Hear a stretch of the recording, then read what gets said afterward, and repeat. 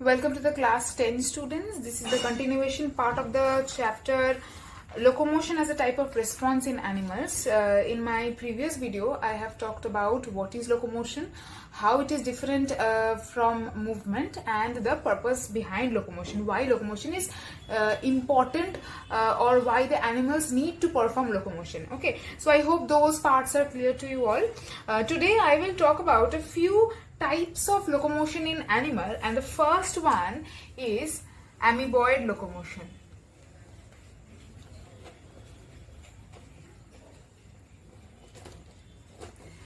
So what is amoeboid locomotion? From the name only you can understand that it is something related to amoeba. Yes, correct. This type of locomotion is performed by amoeba. With what? With the help of pseudopodia. So pseudopodia is their locomotory organ. Now what is pseudopodia? Suppose this is an amoeba. Okay, this is the nucleus of the amoeba. Now when the amoeba needs to locomote, needs to move or locomote, not really move or locomote, it will produce a pseudopodia like this. So the pseudopodia is not always present within the body of amoeba. It gets produced or it gets formed when the amoeba needs to locomote. So if we have to define pseudopodia, we can call it as a finger-like projection from the surface of the body of amoeba. Now the word pseudo means false and podia means foot. So the meaning of the word pseudopodia is false foot. Why is it called false foot? Because this is not a true foot or feet. It is not always present in the body of the amoeba. Like this is the body of the amoeba in a normal condition. So it is not present here at all times. When the amoeba needs to locomote, this kind of finger-like projection will be produced on the surface of the amoeba's body. So that is why it is known as pseudopodia. Okay, false foot. Now look at the book. Amoeba shows amoeboid locomotion with its locomotory organ pseudopodia or false foot. Pseudopodia are finger-like temporary projections. This is a very important term, temporary projection. It is not permanent like our hind limbs or forelimbs.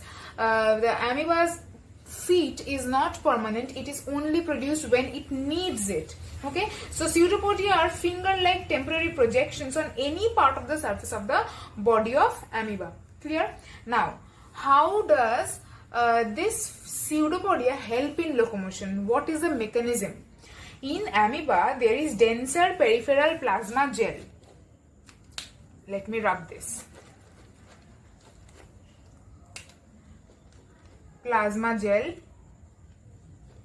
and plasma sol. These are the two types of substances present within the amoeba's body. Okay, in amoeba there is denser peripheral. Denser means obviously more thick. Peripheral means along the periphery, along the boundary. So denser peripheral plasma gel. Now this plasma gel, you all know gel is obviously thick. Means a viscous, more viscous like substance, and it is present along the periphery of the amoeba's body. Whereas the inner part of the body, there is less denser plasma sol. Now this sol is less dense than plasma gel, and it is present in the central portion. So the peripheral portion is made of this plasma gel, which is much dense, and the central portion is made up of plasma sol, which is less dense. Now what happens? Plasma gel is denser due to the presence of more proteins than plasma sol. So they are also explaining why this plasma gel is more dense, because this plasma gel consists of more proteins than plasma sol. During formation of pseudopodia, plasma gel is converted to plasma sol. So let me draw the diagram here of the amoeba's body. This is amoeba's body. Okay, outside portion plasma gel, I am writing G, and inner portion plasma sol. Now what happens? The amoeba needs to produce a pseudopodia here.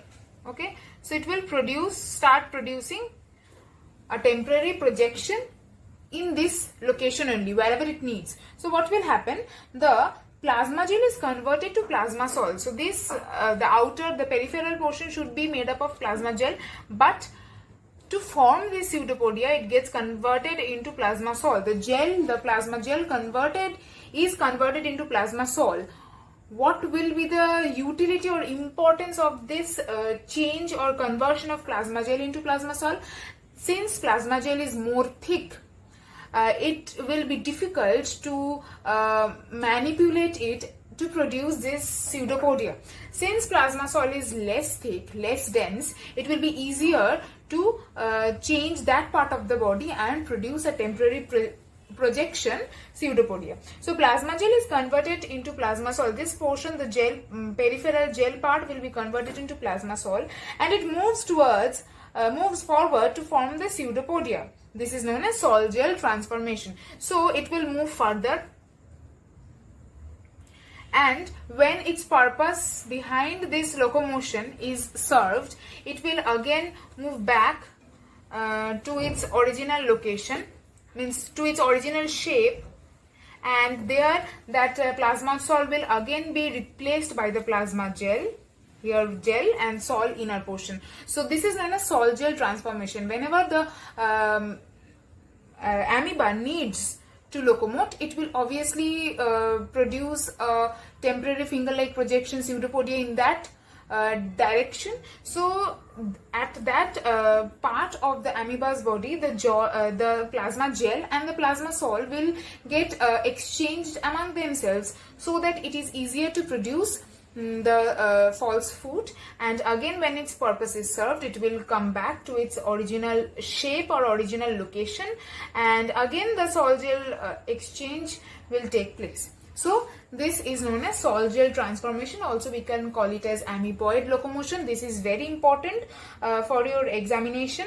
You can get questions like what is sol gel transformation or what is amoeboid locomotion, how does amoeba locomote. These are the different types of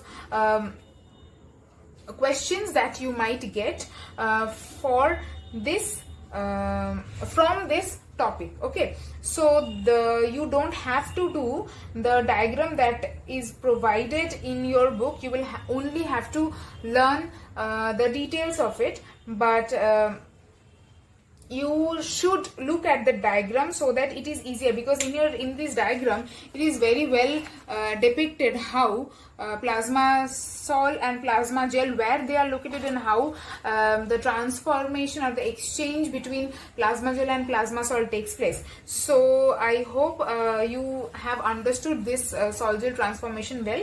In the next video I will talk about ciliary locomotion, that is locomotion in paramecium and euglena, and then I will move on to the locomotion in fish, how fish locomotes. So I will again discuss with these topics in the next video. Okay, thank you.